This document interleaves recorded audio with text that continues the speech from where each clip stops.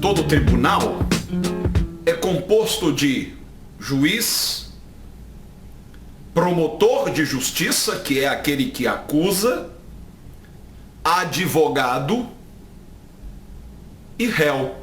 O tribunal celestial não é diferente. Nós temos Deus, o Pai, como nosso juiz. Nós temos Cristo como nosso advogado.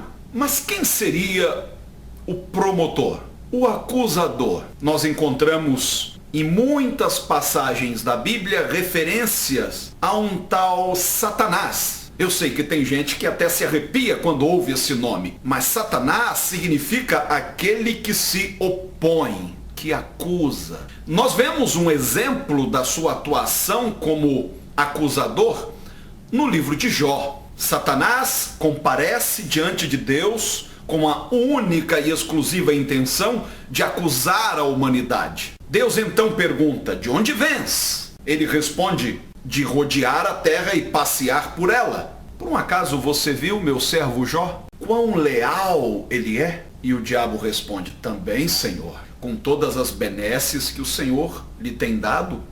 O Senhor o protege de todos os lados, qualquer um lhe seria fiel nestas condições. Agora, permita-me tocar no que ele tem e veremos se ele te permanece tão fiel quanto tem sido. Satanás não apenas acusa Jó de ter sua lealdade comprada, mas acusa Deus de comprar a lealdade de Jó. Nós conhecemos bem a história e sabemos que Deus lhe deu permissão para que tocasse em tudo o que Jó possuía, exceto em sua própria alma. Mas Jó permaneceu fiel. E quando Jó foi escrito, Cristo ainda não havia se manifestado ao mundo como o nosso advogado. A humanidade tipificada em Jó tinha um juiz e tinha quem a acusasse perante Deus, mas ainda não tinha um advogado. Entretanto, Jó anteviu o dia em que seu advogado se levantaria na terra. Ele disse, no momento em que experimentava o fundo do poço: eu sei que o meu Redentor vive e que por fim se levantará na terra. Os argumentos usados pelo diabo para nos acusar diante de Deus estavam baseados em duas coisas. Número 1, na lei de Deus, nas exigências desta lei. E número 2, na nossa inabilidade em cumprir a lei, dado o nosso estado pecaminoso.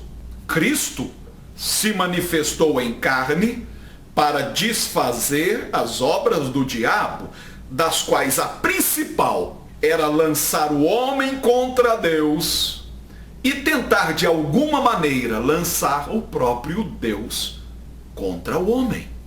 Ao entregar-se na cruz, Cristo desfez em sua própria carne a lei com todas as suas ordenanças, com todas as suas demandas.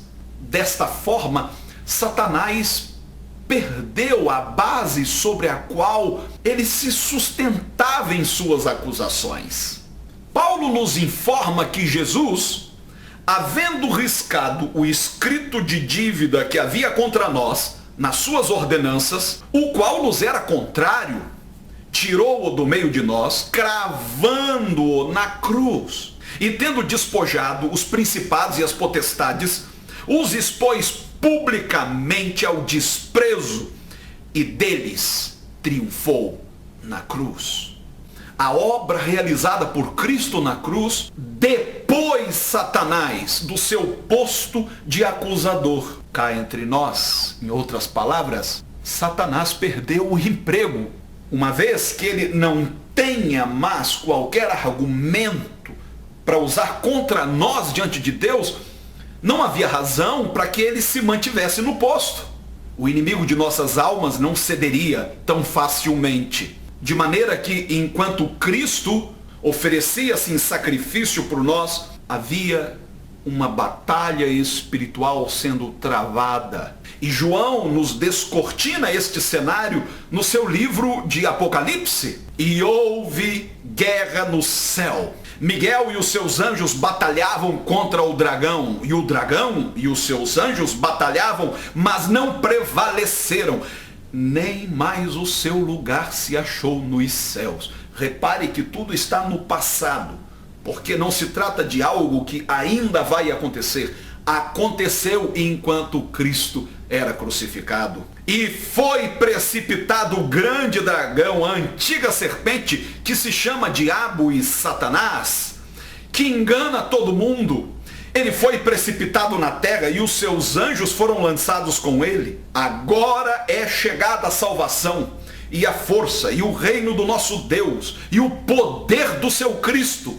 Lembra quando ele disse: é-me dado todo o poder nos céus e na terra? Pois já o acusador dos nossos irmãos foi lançado fora, o qual diante do nosso Deus os acusava de dia e de noite. Na véspera da cruz, Jesus disse aos seus discípulos: é chegada a hora de ser expulso o príncipe deste mundo. Expulso de onde? Expulso da corte celestial. Ainda há quem imagine que Satanás ainda hoje nos acuse diante de Deus. Mas com base em que, se a lei foi desfeita na carne de Cristo? O texto em Apocalipse prossegue: eles, referindo-se a nós, o venceram pelo sangue do Cordeiro e pela palavra do seu testemunho. Não amaram as suas vidas até a morte. Eu teria tanto para falar sobre isso. Fica para uma próxima ocasião.